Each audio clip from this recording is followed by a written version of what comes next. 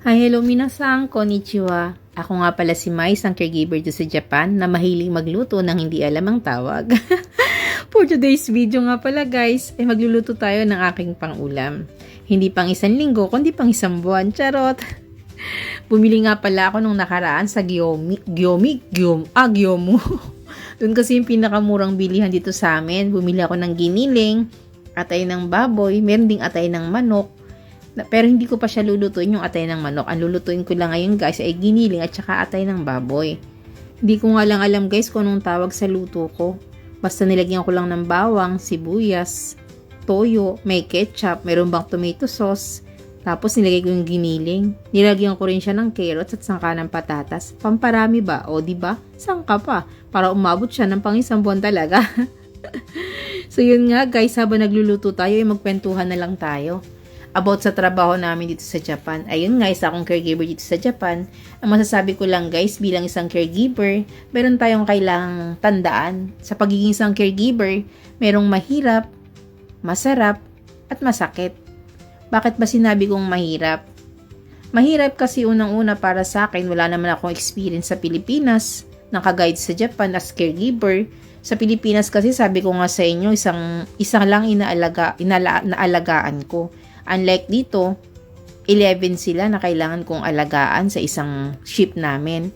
So medyo mahirap siya para sa akin kasi first time nga akong magtrabaho bilang isang caregiver. Pero unti-unti naman nakuha ko na yung trabaho.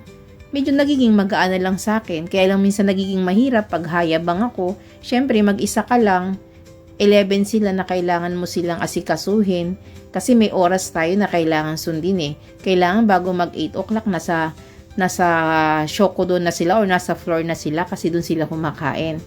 Kaya kailangan yung oras mo is kaya mong i-budget para sa kanilang lahat. Pero syempre isipin mo pa rin yung safety nila. Hindi ka pwedeng magmadali. Hindi mo kailangan na madaliin sila lahat. Tapos hindi naman sila safe. So isipin natin yung safety nila. Pero habang tumatagal naman guys, nakukuha mo na rin, matututunan mo na rin, hindi na magiging madali na lang din sa'yo. Ang mahirap lang talaga guys, halimbawa may tumawag kasi wala minsan kaming kasamang Japanese, may tatawag or may mga emergency na kailangan mong tumawag sa clinic or sa ospital, yun yung mahirap na sitwasyon. At sa awa naman ng Diyos ay hindi pa naman namin nararanasan yun at wag naman po sana. Kasi mahirap yun eh. Masarap kasi pag gusto mo yung trabaho mo, masarap sa pakiramdam. Alam mo yun, yung parang napaparamdam mo sa mga alaga mo na, alam mo, parang family mo rin sila. Ang sarap sa feelings na napaparamdam natin sa kanila na kahit hindi nila tayo kapamilya, yung inaalagaan natin sila ng ayos. Hindi yung basta-basta lang na pag-aalaga. Nung nakaraan nga guys, isang gabi yata yun guys eh. Yung isang matanda nakakatuwa, yung isang matanda kong alaga. Bago siya matulog, palabas-labas siya. Tapos nung pumasok ako sa kwarto niya, tawa siya ng tawa. Although hindi ko naman naintindihan lahat ng Japanese niya. Tapos niyakap ko lang siya. Tawa siya ng tawa sa akin.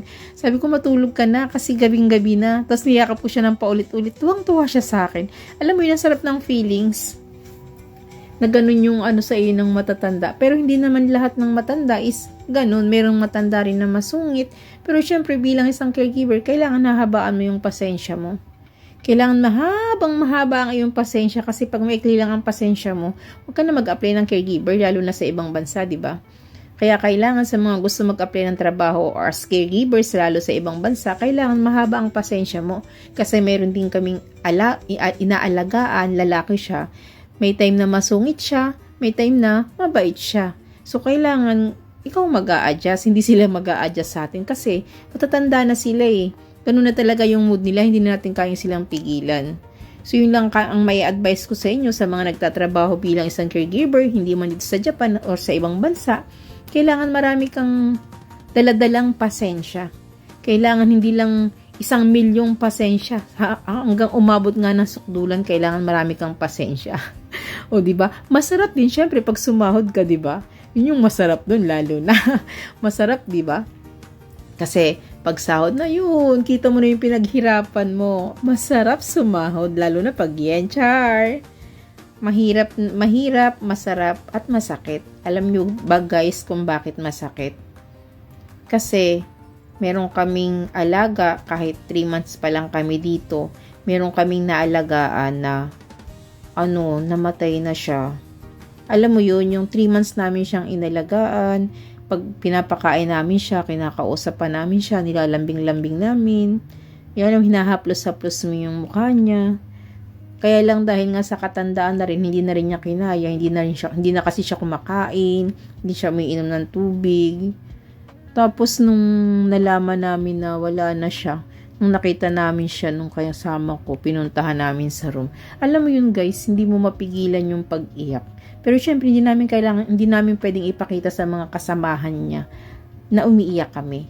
Diba? Kailangan makita pa rin nila na matapang kami. Pero sa loob-loob namin, masakit.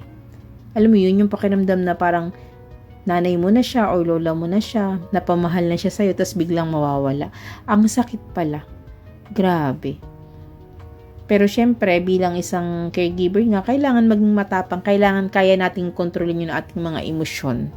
'Di ba? So yun lang ang share ko, mahirap, masarap, na masakit. Kailangan matapang tayo pagdating sa mga gantong bagay. At yun nga guys, matatapos na yung niluluto ko. Hindi ko alam kung anong tawag dyan sa niluto na yan. Pacham. Giniling pa lang yung naluluto ko at medyo tinatamad na akong mag-video dun sa aking lulutuin na atay. Tama na lang muna yan. Ang hirap mag-feeling chef. So, kasi pagkatapos niyan, ano ba yan? Ang dami kong hugasan. Pero mukha naman siyang masarap. Ewan ko na nga lang kung para sa inyo, magiging masarap pa rin yan. Para sa akin, masarap na yan. Kasi dito guys, alam mo, hindi na ako yung kagaya nung dati na bili ako dun sa convenience store para sa pagkain ko sa breakfast or sa lunch or dinner. Bibili ako ng bibili. Naisip ko kasi ngayon guys, pangatlong balik ko na to pero parang walang nangyari sa buhay ko. Kaya sabi ko, kailangan maging wise ako ngayon. Hindi pwedeng bili na lang ng bili. So inisip ko, kaysa bibili ako, magluluto na lang ako, 'di ba? Sa lalo ngayon guys, ang mahal ng bigas, 'di ba? Grabe, parang naisip mo na lang, grabe, sobrang mahal ang bigas dito sa Japan. Kailangan natin mag-budget. At yung bigas ko nga mukhang hindi na aabot sa sweldo, kaya kailangan ko talagang bumili yata ng bigas. So no choice ako. Grabe. So yun nga lang guys, yun lang for today's video at kailangan ko nang maglinis ng aking pinaglutuan. At tingnan nyo naman ang dumi ng aming kusina. At mayayari ako ng 2 pag-uwi.